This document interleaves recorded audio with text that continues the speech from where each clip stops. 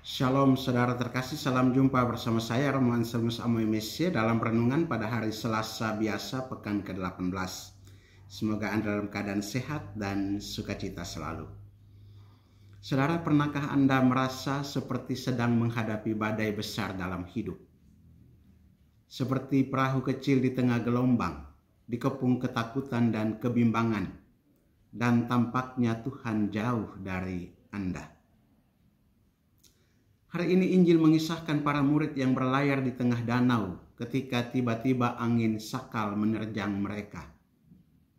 Yesus yang tadinya naik ke bukit untuk berdoa, datang kepada mereka dengan cara yang sungguh mengejutkan, berjalan di atas air.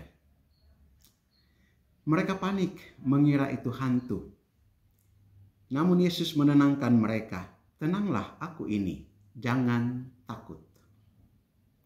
Dan badai itu pun, di tengah badai itu, Petrus dengan keberanian penuh iman berkata, "Tuhan, apabila Engkau itu, suruhlah aku datang kepadamu berjalan di atas air." Yesus menyuruhnya datang dan Petrus pun melangkah.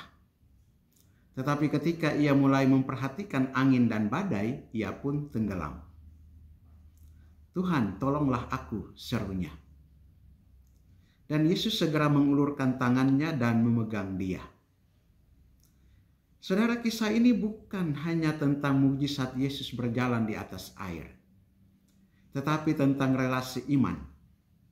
Iman yang teguh, tetapi juga rapuh. Petrus melambangkan kita semua. Penuh semangat di awal, berani melangkah dalam iman.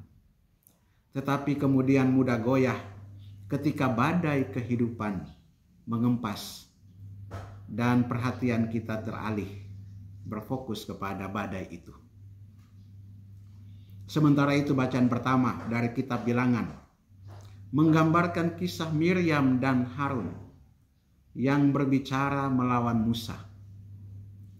Mereka cemburu dan meremehkan Musa. Padahal Musa adalah orang yang sangat lembut hatinya, lebih dari setiap manusia di bumi. Allah membela Musa, dan akibat dari kesalahan itu Miriam kena tulah kusta. Musa tidak membalas, melainkan justru memohon kepada Tuhan, "Ya Allah, sembuhkanlah dia."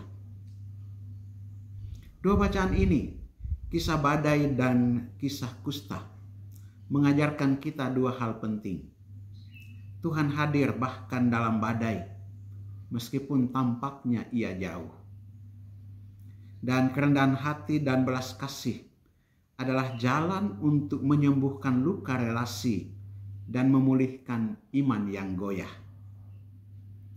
Dalam tradisi gereja, seperti diajarkan dalam Katekismus Gereja Katolik 2610, iman adalah dasar dari doa yang berkenan kepada Allah.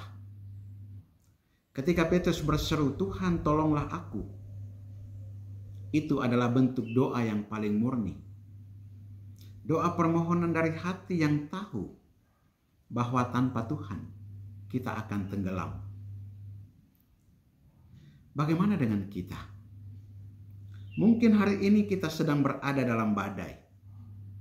Keluarga yang retak, ekonomi yang sulit, penyakit yang melemahkan, atau bahkan badai dalam batin karena dosa dan penyesalan. Seperti Petrus, kita diajak untuk berani melangkah keluar dari perahu ketakutan kita, berjalan menuju Yesus, dan tetap memandangnya. Namun jika kita mulai tenggelam, karena mulai lebih fokus pada badai daripada Yesus, jangan malu untuk berseru, "Tuhan, tolonglah aku." Gereja selalu hadir sebagai perahu Petrus yang membawa kita menuju keselamatan. Dalam sakramen Ekaristi, pengakuan dosa, dan komunitas umat beriman, Yesus terus hadir dan mengulurkan tangannya kepada kita.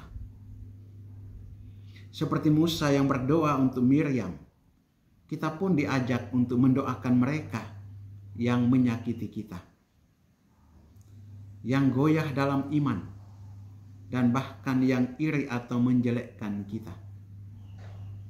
Kerendahan hati dan pengampunan adalah kesaksian terbesar dari Kristus yang hidup di dalam kita.